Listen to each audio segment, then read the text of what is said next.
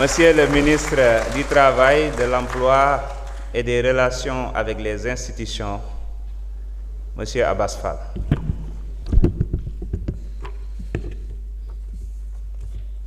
Merci beaucoup, Monsieur le Président de l'Assemblée nationale, honorables députés, Mesdames et Messieurs les membres de l'administration publique et de l'Assemblée nationale,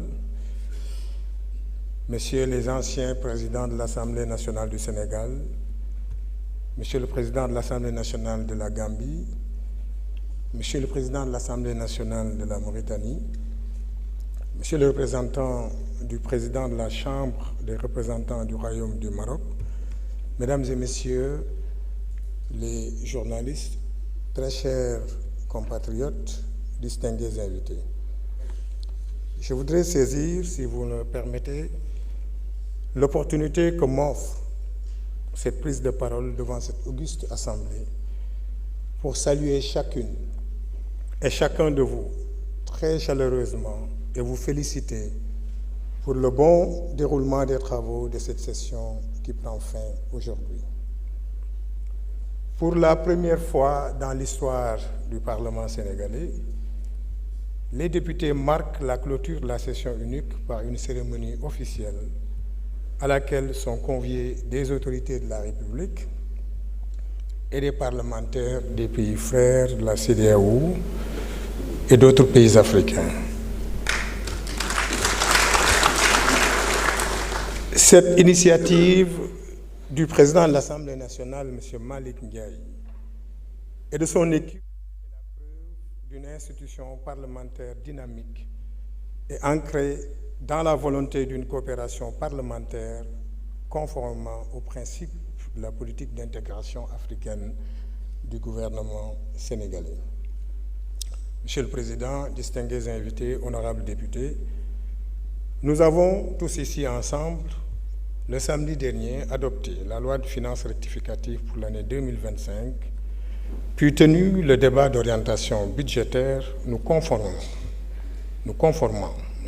ainsi à une exigence républicaine consacrée par l'article 56 de la loi organique numéro 2020-07 du 26 février 2020 relative aux lois de finances internalisant la directive communautaire numéro 06 CM 2009 du 26 juin 2029 qui prône une gestion des finances publiques axée sur la performance, l'obligation de rendre compte et la transparence. Le document de programmation budgétaire et économique pluriannuel, document introductif du débat d'orientation budgétaire est d'une remarquable qualité, preuve du soin apporté à sa préparation par le gouvernement dirigé par le Premier ministre, M. Ousmane Sonko, sur instruction de son Excellence, M. le Président de la République du Sénégal, M. Bassirou Diomaye Diakhar Faye, dont je vous transmets ici les salutations chaleureuses et l'expression de sa considération distinguée et de son profond respect.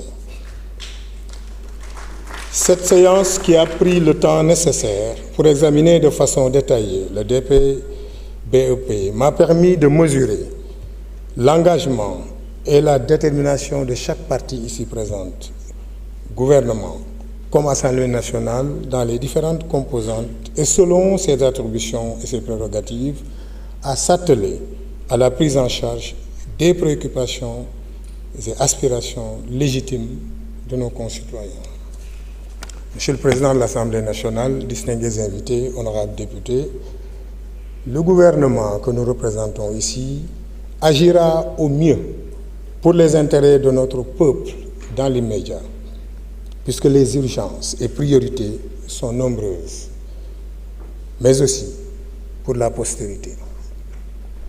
Car nous allons semer les graines dont nous voudrions que nos enfants récoltent les fruits dans les plus brèves échéances. Le projet, en majuscule, en facilitera la réalisation avec l'investissement des ressources humaines de qualité dont regorge notre pays et les valeurs du Jubal Jubanti que nous avons choisi comme balise du chemin à emprunter avec nos concitoyens. De ce fait, notre engagement au service du pays doit refléter nos obligations républicaines. Car le Sénégal qui nous unit et qui est notre héritage partagé est plus important que nos adversités, surtout que notre pays a la particularité d'être une nation issue de brassage séculaire. Nos actions, gouvernement et législatif, dans un élan républicain, rythmé par un débat politique très animé et vital pour le renforcement de notre démocratie, sont appréciables, sans exagération aucune. Honorables députés, distingués invités, cette session qui prend fin nous a réservé de chaleureuses séances d'examen, de forts moments de vie de nos institutions, dont il faut d'ailleurs se féliciter. De façon rétrospective, me vient à l'esprit l'examen de plusieurs projets et propositions de loi qui ont mobilisé les ministères sectoriels. Avec votre autorisation, bien sûr, et sans verser dans un fastidieux exercice de vouloir les citer, j'en mentionnerai certaines concernant différents domaines, notamment sociaux, politiques et économiques, tels que le projet de loi numéro 01/2025 portant réglementation bancaire, le projet de loi numéro 02/2025 portant réglementation de la microfinance, le projet de loi numéro 03/2025 autorisant le président de la République à ratifier la convention entre le gouvernement de la République du Sénégal et le gouvernement du Royaume du Maroc avec l'assistance aux personnes détenues et sur le transfèrement des personnes condamnées, signé le 17 décembre 2004 à Rabat, au Maroc. Le projet de loi numéro 04/2025, autorisant le président de la République à ratifier la convention régissant la commission bancaire de l'Union monétaire ouest-africaine, adoptée le 31 mars 2023 à Dakar. Le projet de loi numéro 06/2025, autorisant le président de la République à signer l'instrument d'adhésion au statut de la Banque de commerce et de développement de l'Afrique de l'Est et australe, le projet de loi numéro 13/2024 portant révision de la Constitution. Et tout dernièrement, la proposition de loi portant révision de la loi organique, qui est une mise à jour de votre outil de travail qu'est le règlement intérieur, pour l'adapter aux exigences d'efficacité, de transparence et de performance que commandent nos orientations clairement identifiées dans l'agenda de transformation nationale. Ces projets et propositions de loi visent à doter le gouvernement de leviers de gouvernance efficaces pour bâtir un Sénégal souverain, juste et prospère, ancré sur des valeurs fortes. Monsieur le Président de l'Assemblée nationale, l'institution que vous dirigez est la deuxième institution de notre pays. Elle est un lieu de manifestation de notre vitalité démocratique, un espace de débat au sein duquel sont auscultées les politiques publiques et examinées les crédits destinés à la construction et à la transformation de notre pays.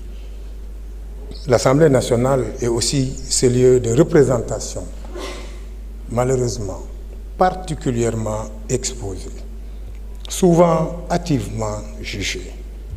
Et il faut malheureusement le noter, généralement condamné sans rémission. Mais je vous encourage à continuer à faire votre travail pour que les Sénégalais comprennent ce que l'Assemblée nationale représente dans ce pays.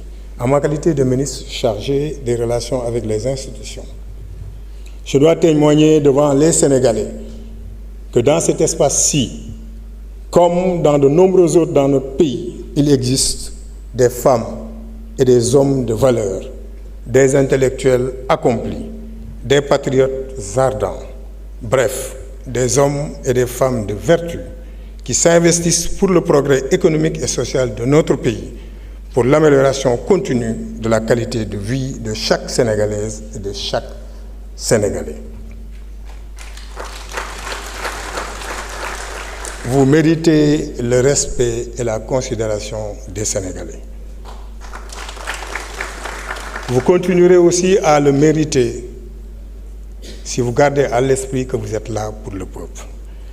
Dans cet esprit, je salue de nouveau tout le travail qui a été collectivement abattu ici. Et chaleureusement aussi, je salue en cette fin de session tout un chacun ici. Je souhaite à chacune et à chacun d'entre vous des vacances parlementaires mises à profit pour exercer votre mission de contrôle du gouvernement sur le terrain de vos localités respectives. Je sais que la session prend fin, mais le travail des parlementaires sur le terrain ne va pas s'arrêter si je connais bien les gens qui sont ici.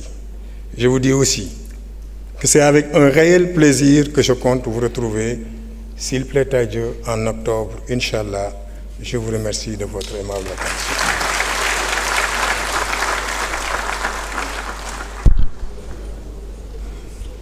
Je vous remercie, Monsieur le ministre en charge des relations avec les institutions.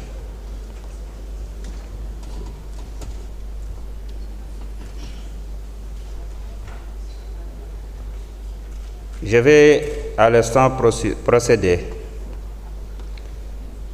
à la lecture de notre discours de clôture de la session ordinaire unique.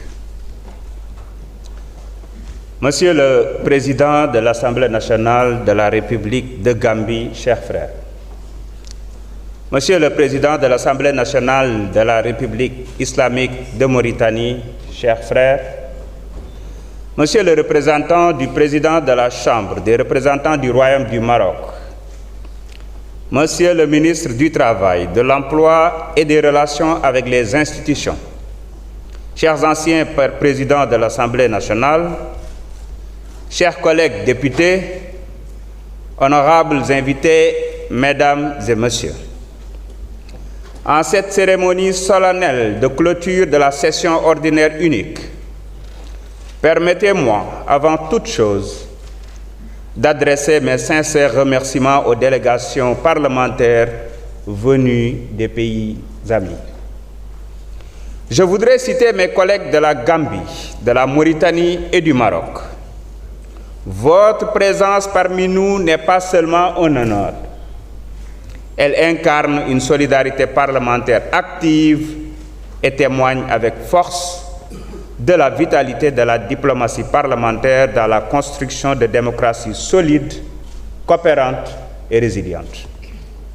Je tiens également à rendre un hommage appuyé à l'ensemble de mes collègues députés de notre institution parlementaire. À vous, chers collègues, je dis merci pour votre engagement constant, pour votre esprit de responsabilité, votre sens du sacrifice et votre fidélité au mandat que vous a confié le vaillant peuple sénégalais.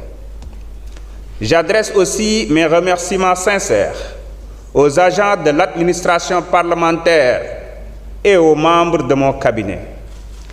Dans l'ombre, mais avec un professionnalisme remarquable, ils ont soutenu la dynamique de réforme que nous avons engagée avec détermination. Je tiens également à rendre un vibrant hommage à tous mes prédécesseurs qui ont contribué activement à la vitalité démocratique de notre pays depuis son accession à l'indépendance. Mesdames, Messieurs, chers collègues, honorables invités, cette session a été marquée par un engagement collectif remarquable face à des défis considérables. Dès l'installation de la 15e législature, le 2 décembre 2024, nous avons dû faire face à une urgence institutionnelle, à savoir le vote du budget 2025 dans des délais extrêmement serrés. Grâce à la mobilisation exemplaire des commissions, à la rigueur du bureau et à votre disponibilité et assiduité constante, nous avons relevé ce défi avec succès. Ce vote, effectué dans le respect strict